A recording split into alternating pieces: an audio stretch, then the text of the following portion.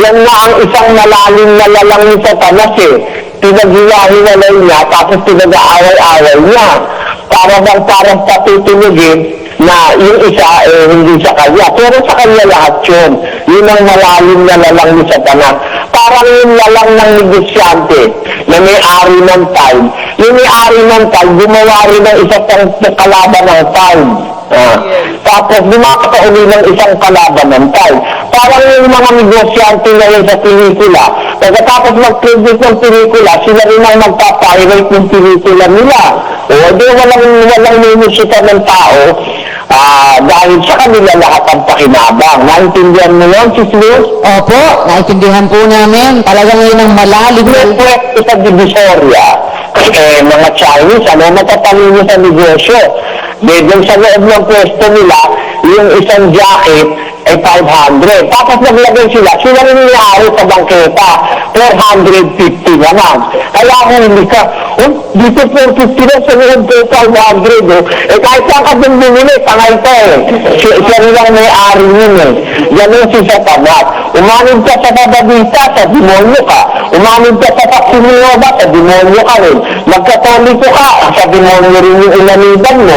Pumunta ka sa Seventh-day Adventist, pumunta ka sa kahit anong nilihing puntahan mo, sa labas ng daan ng pagkaunawa ang bagsak mo kay Satanas. Naintindihan mo, Sis Luz? Amen. Awa ng Diyos. Naintindihan po namin. Ang ating tanong, bakit may isang espiritu sa isang iglesia ng Diyos na binautismohan ng isang bautismo? Samantalang may 7 espiritu naman ang Diyos. Nakuha mo yung tanong, Sis Luz?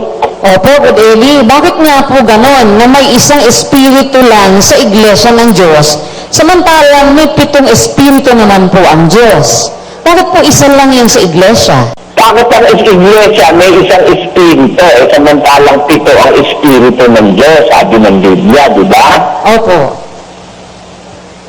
Basahin mo ito ay ang Apokalipsis 5:6. At nakita ko sa gitna ng luklukan at ng 4 na nilalang na buhay at sa gitna ng matatanda ang isang kordero na nakatayo, na wari ay pinatay, na may 7 sungay at 7 mata, na siyang 7 espiritu ng Diyos na sinugo sa buong lupa. Ilan ang espiritu ng Diyos, kapatid Manus, na sinasabi sa talatang yan? 7 espiritu po ng Diyos. Ayun. 7 espiritu ng Diyos ang nandiyan sa talata. Kung napapansin mo, Sis Luz, mga kapatid, kung napapansin mo, may 7 espiritu ng Diyos para naman sa buong lupa, for the whole planet Earth. Hindi naman para sa iglesia yan Para yan sa buong lupa. Naintindihan mo ba, Sis Luz? Opo, hindi naman po pala sa iglesia ito. Ito po yung sa buong lupa. Alam mo kung bakit? Bakit po? Basahin mo ang Lucas 8:1 hanggang 3.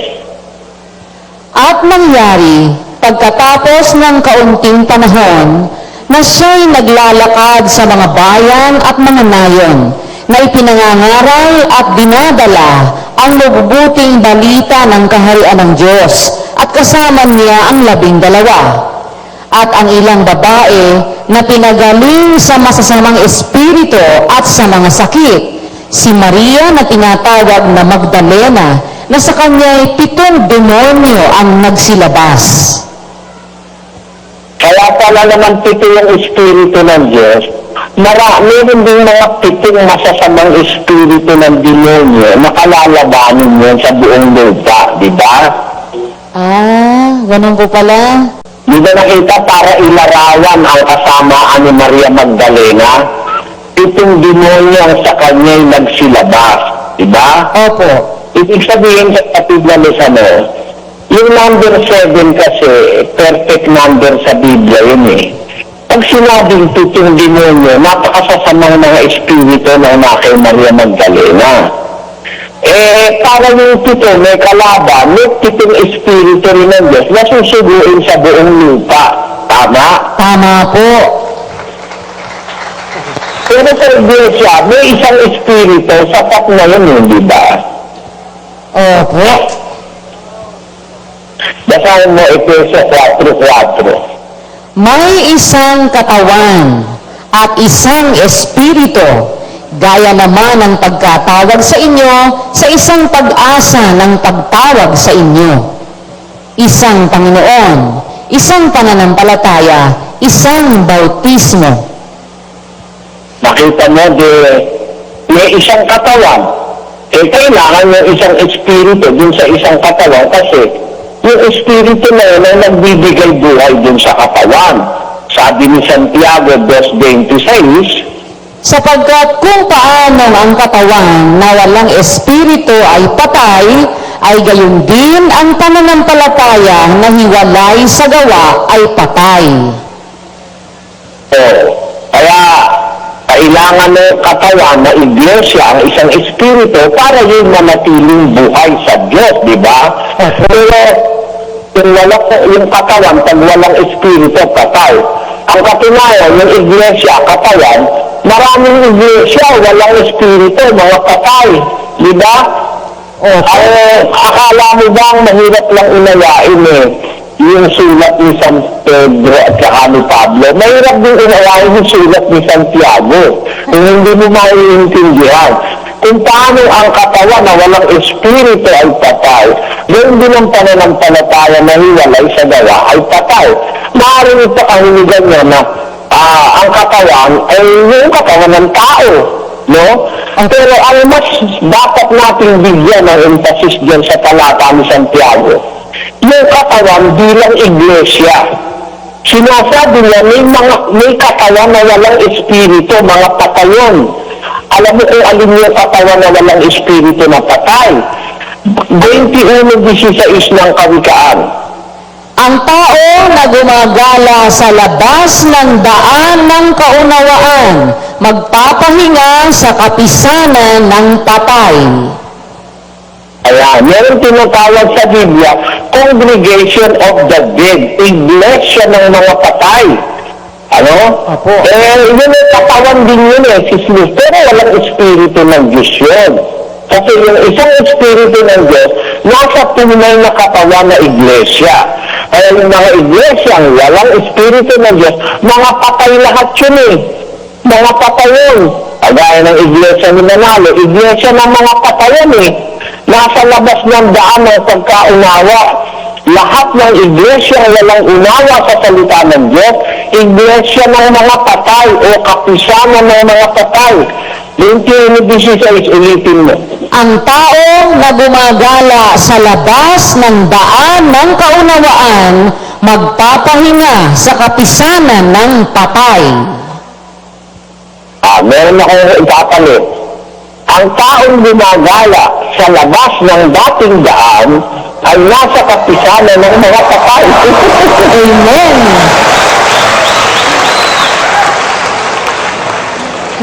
Naintindihan mo, Sis na ang tinutukoy ni Santiago more dun sa mga iglesyang mga walang espiritu na ang pananampalataya nila patay din dahil walang mga gawa. Tama? Tama po. Yun. So nakita mo ngayon na bakit may isang espiritu sa iglesia ng Diyos? Yung isang espiritu sa iglesia, sapat yun para magbigay buhay sa katawang iglesia ng Diyos. Naintindihan mo, Sis Luz? Opo. Alam mo kung anong espiritu yun, Sis Luz? Alin po ba yun? Basahin mo ang Roma, Kapitulo 8, versikulo 9. Datapwat kayo'y wala sa laman, kundi nasa sa Espiritu.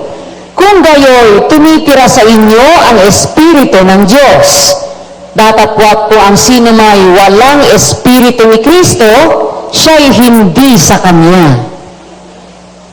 Kung ang sino man walang Espiritu ni Kristo, siya'y hindi sa Diyos. Kaya sa iglesia may isang espiritu, kapatid na Luz. Kung meron ng 7 espiritu ang Diyos, nandoon yun sa kay Kristo, nasa Kordero, para isugo sa buong lupa, para labanan naman yung masasamang 7 espiritu ng demonyo na nasa mga tao kagaya ni Maria Magdalena. You get the point? Opo. Yung pong espiritu na 7 espiritu ng Diyos nandun sa Kordero. At yun po yung 7 espiritu sinusugo sa buong lupa. Yun naman pong espiritu. Para labanan ng 7 masasamang espiritu ng demonyo gaya ng nakatira kay Maria Magdalena. Kuha mo? Opo. Yun naman pong espiritu bumubuhay sa iglesia. Yun naman po yung espiritu ng Diyos. Nabukod doon sa 7 espiritu naman. Espiritu ng Diyos, espiritu ng ating Panginoong Kristo.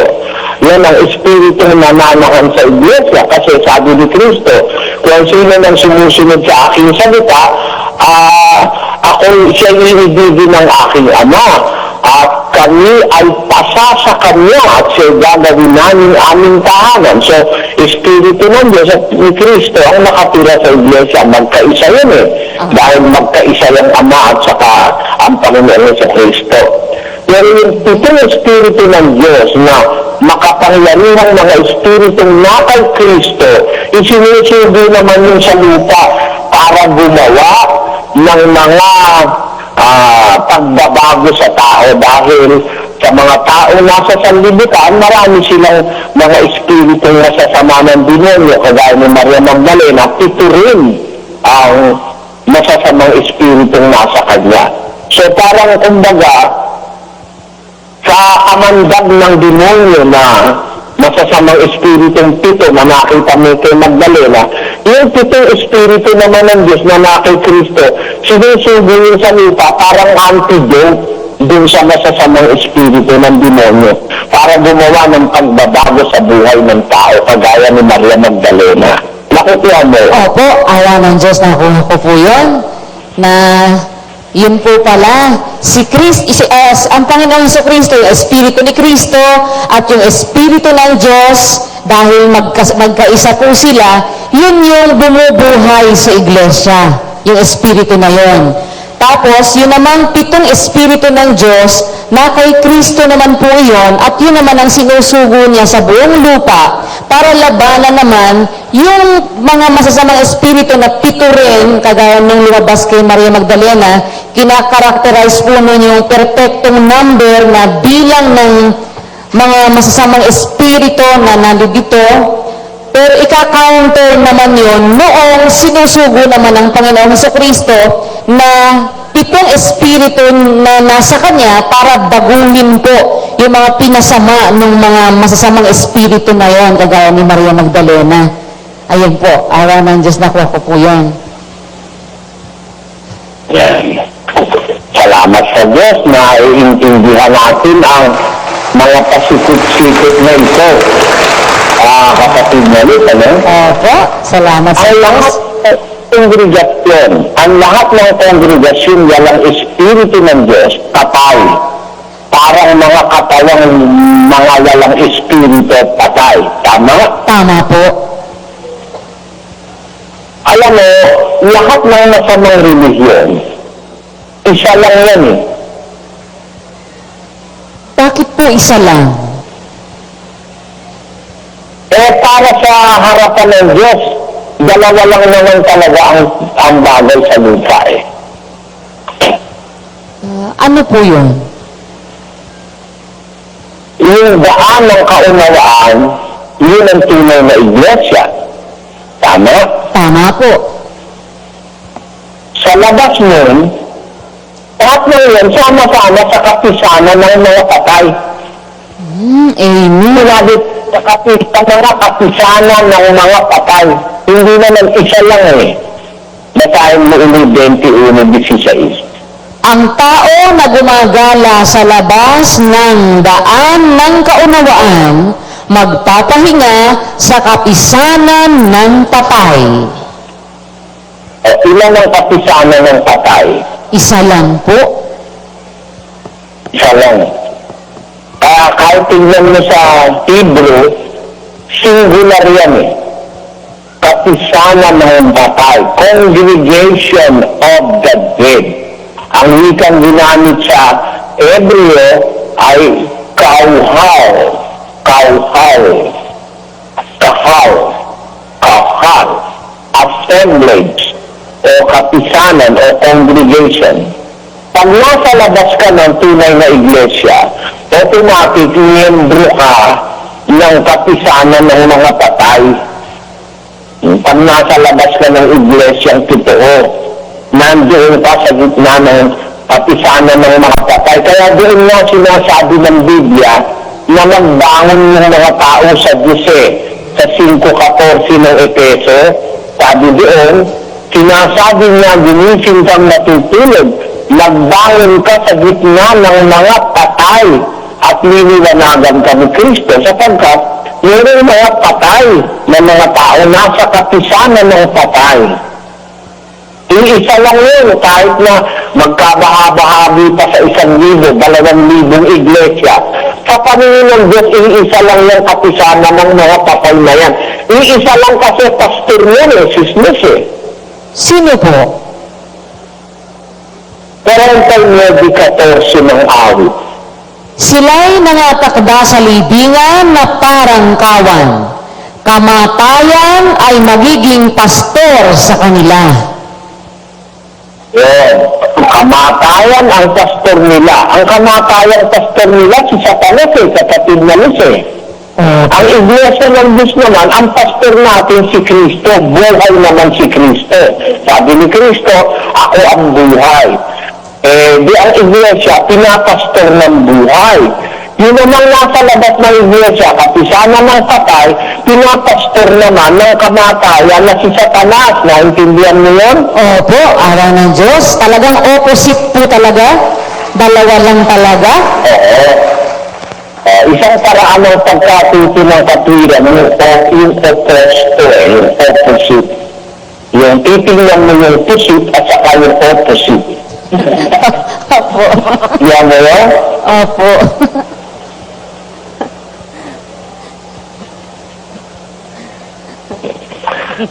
Matututo ka ng katwiran pagka titingnan mo yung opposite o yung contrary o kontraryo. Ang Panginoon sa Kristo buhay, siya ang umaakay sa iglesia na kapisanan ng Diyos. Sa labas ng iglesia ng Diyos, ang umaakay naman sa lahat ng iglesia, mga Budista, Sabadista, mga Baptista, mga kung ano-ano ano yun. Ang umaakay sa kanila, sabi ng Biblia, kamatayan ng mga magiging pastor nila. Sila'y natakda sa libingan na parang kawan. May isang kawan lang sila lahat, diba? Opo. Kapwa ni Satanas. Kaya nga mamamatay tao yung isang iglesia, mamamatay tao rin yung isang iglesia, mamamatay tao rin yung isang iglesia. Kasi isa lang ang umaakay Kayo sa inyong anong diablo, siya'y mamamatay tao diyan pa ng ina. Kaya isang iglesia lang yan. Bagaman tinatawag sa iba-ibang pangalan yan at iba-iba leader yan. Lahat na mga leader niya sa demonyo rin kapatid na Luz Totoo po yun. Ay isang diwa lang kasi po sila. Yan na ang isang malalim na lalang ni Satanas Pinaghiwa-hiwalay niya, tapos pinag-aaway-aaway niya. Parang patutunugin na yung isa hindi sa kanya. Pero sa kanya lahat yun. Yun ang malalim na lalang ni Satanas. Parang yung lalang ng negosyante na may-ari ng time. Yung may-ari ng time, gumawa rin ng isang kalaban ng time. Tapos dumakauli ng isang kalaban ng time. Parang yung mga negosyante ngayon sa pelikula, pagkatapos mag-produce ng pelikula, sila rin ang magpapirate ng pelikula nila.